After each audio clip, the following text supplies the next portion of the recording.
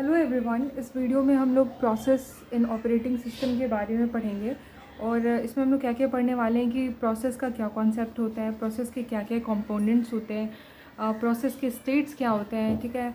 फिर हम लोग देखेंगे कि प्रोसेस कंट्रोल ब्लॉक क्या होता है, कॉन्टेक्स्ट स्विचिंग क्या होती है। तो ये मतलब एक बेसिक आइडिया हम लोग प्रोसेस के बारे में पढ़ेंगे। और फिर हम लोग डिटेल में पढ़ेंगे, तो एक बेसिक आइडिया लग जाएगा। अब प्रोसेस क्या है? प्रोसेस एक program in execution. Process is simply program in execution. अब इसका क्या मतलब है? तो इसको सिंपल ऐसे समझो ना कि जैसे मान लो हमारे लैपटॉप या फिर कंप्यूटर में कोई सा भी प्रोग्राम होता है, मान लो MS वर्ड होता है या फिर क्रोम होता है या फिर कुछ भी। तो वो जब ऐसे ही लैपटॉप पे है तो वो क्या एक प्रोग्राम है, ठीक है। बट जैसे ही हम लोग उसको ओपन करते हैं तो ऑपरेटिंग सिस्टम क्या करता है, उसको मेन मेमोरी में लोड कर देता है। तो वो क्या हो जाता है? वो हो जाता है प्रोसेस, ठीक है।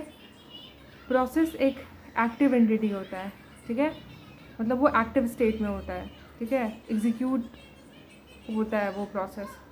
प्रोग्राम क्या है? Program is just a file with instruction. Program क्या एक फ़ाइल है जिस पे कुछ इंस्ट्रक्शन लिखा होता है, ठीक है।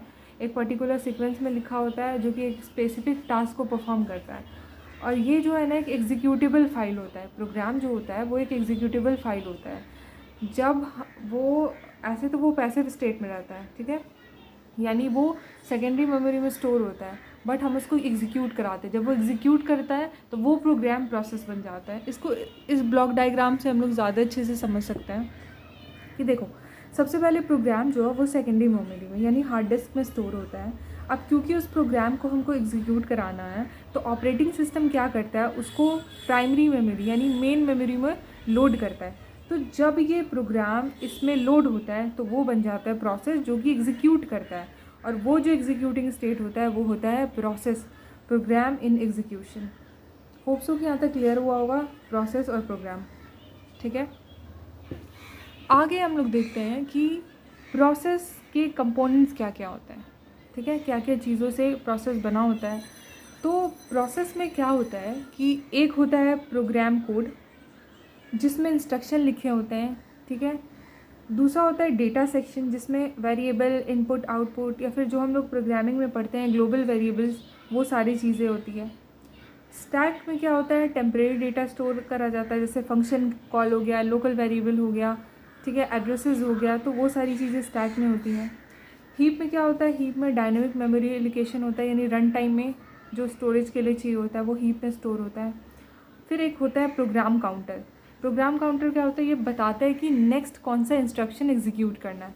क्योंकि प्रोसेसेस जो होते हैं उसमें ऐसा तो नहीं है कि सिंगल इंस्ट्रक्शन है, बहुत सारे इंस्ट्रक्शंस होते हैं। तो ये बताता है कि नेक्स्ट कौन सा इंस्ट्रक्शन एग्जीक्यूट होगा, ठीक है। तो ये बेसिकली जो प्रोसेस होता है ना मेमोरी में, कुछ इस टाइप का होता है, ठीक है। ये इस टाइप का स्ट्रक्चर होता है, इसका ब्लॉक डायग्राम है। तो ये था प्रोसेस कंपोनेंट। नेक्स्ट हम लोग समझते हैं प्रोसेस स्टेट। प्रोसेस स्टेट क्या होता है? तो एक प्रोसेस जो है वो अपना स्टेट जो है वो चेंज करता रहता है। अब इससे क्या मतलब है तो समझते हैं कि सबसे पहले मेरा प्रोग्राम जो है, प्रोग्राम कहाँ स्टोर होता है? वो होता है सेकेंडरी मेमोरी में। तो जैसे ही इसको एग्जीक्यूट करना होता है तो सबसे पहले ये क्या होता है, इसको लोड करा जाता है किसमें? प्राइमरी मेमोरी में यानी मेन मेमोरी में। तो यानी प्रोसेस क्रिएट हुआ, ठीक है। जब प्रोसेस क्रिएट होता है तो फिर वो रेडी स्टेट में जाता है। रेडी स्टेट में क्या होता है? रेडी स्टेट एक क्यू होता है, ठीक है। वहाँ पर बहुत सारे प्रोसेसेस होते हैं और वो वहाँ पे वेट कर रहे होते हैं कि कब उसको CPU मिलेगा, ठीक है, सब कब इसको CPU एलोकेट होगा। तो वो हो जाता है रेडी स्टेट। रेडी स्टेट से वो रनिंग स्टेट में आता है। रनिंग स्टेट वो स्टेट होता है जब CPU प्रोसेस को एग्जीक्यूट कर रहा होता है।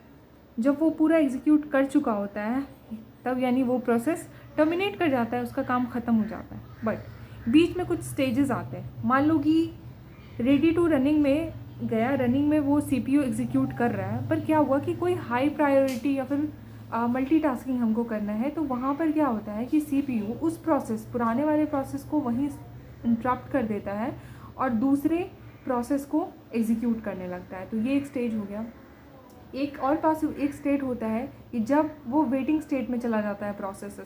मान लो कि इस रनिंग स्टेट में वो प्रोसेस एग्जीक्यूट कर रहा है और उसी टाइम में उसको इनपुट आउटपुट की रिक्वायरमेंट हो गई, तो उस केस में ये क्या हो जाएगा? वेटिंग स्टेट में चला जाएगा और फिर वेटिंग से रेडी में जाएगा और फिर जैसे प्रोसेस चल रहा है।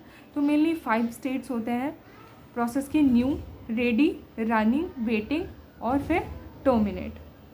तो वही चीज़ यहाँ पे लिखा हुआ है कि न्यू मतलब जस्ट क्रिएट हुआ है प्रोसेस, रेडी में क्या हो गया, वो CPU का वेट कर रहा है कि इसको असाइंड हो, रनिंग में क्या हो गया कि CPU इसको एग्जीक्यूट कर रहा है, वेटिंग और ब्लॉक में क्या हुआ है कि इसको इनपुट आउटपुट या फिर किसी अदर रिसोर्सेज की रिक्वायरमेंट हो गई, टर्मिनेट में क्या हुआ कि उसका एग्जीक्यूशन फिनिश हो गया, प्रोसेस का काम ख़त्म हो गया। ठीक है, तो ये था। अगर इसको रियल लाइफ से समझे ना तो ऐसे समझो कि जैसे हम लोग लैपटॉप में मीडिया प्लेयर ओपन करते हैं, ठीक है, तो मान लो कि सॉन्ग का फाइल लोड होता है तो वो क्या हो गया, रेडी स्टेट। अब हम क्या करें, कोई एक सा भी सॉन्ग सेलेक्ट करते हैं तो सेलेक्ट करना क्या हुआ, मतलब वो क्या हुआ, रेडी स्टेट में है ना। अब वहाँ से एक सेलेक्ट करके हम प्ले करने लगते हैं तो वो क्या हो गया, CPU। ठीक है, प्लेइंग ऑन CPU हो गया, तो रनिंग स्टेट हो गया। वेटिंग में कुछ टाइम के लिए हम उसको पॉज कर देते हैं, यानी वो वेटिंग स्टेट में चला गया। अब क्या कर रहे हैं, अब हमको नहीं मन कर रहा है सुनने का तो हम उस प्लेयर को क्लोज़ कर देते हैं, यानी उसका काम ख़त्म हो गया। तो इसको रियल लाइफ से समझ सकते हैं। ठीक है, नेक्स्ट चीज़ है process control block. Process control block क्या होता है, तो प्रोसेस कंट्रोल ब्लॉक क्या होता है, हर प्रोसेस के पास एक खुद का प्रोसेस कंट्रोल ब्लॉक होता है। ये एक डेटा स्ट्रक्चर है जो कि OS क्या करता है, यानी ऑपरेटिंग सिस्टम इसी PCB के थ्रू हर प्रोसेस को ट्रैक करता है। ठीक है, इसको और डिटेल में हम एक सेपरेट वीडियो में पढ़ेंगे। फिलहाल इतना जान लो कि प्रोसेस कंट्रोल ब्लॉक क्या एक डेटा स्ट्रक्चर है जो कि ऑपरेटिंग सिस्टम प्रोसेस को ट्रैक करने के लिए यूज़ करता है। प्रोसेस कंट्रोल ब्लॉक में बहुत सारी चीज़ें, जैसे कि पता है कि ये एक डेटा स्ट्रक्चर है, इसमें बहुत सारे कंपोनेंट्स होते हैं। लाइक प्रोसेस ID होता है, स्टेट होता है प्रोसेस का कि वो रेडी स्टेट में है, रनिंग स्टेट में या फिर वेटिंग स्टेट में। प्रोग्राम काउंटर्स होते हैं जो कि बताते हैं कि नेक्स्ट कौन सा इंस्ट्रक्शन एग्जीक्यूट होगा। CPU रजिस्टर होते हैं स्टोर करने के लिए। मेमोरी मैनेजमेंट इंफॉर्मेशन होता है, अकाउंटिंग इन्फॉर्मेशन होता है, इनपुट आउटपुट स्टेटस इन्फो होता है। तो इसको हम लोग डिटेल में एक अलग वीडियोस में पढ़ेंगे। ठीक है, एक और चीज़ होती है वो होता है कॉन्टेक्स्ट स्विचिंग। देखो,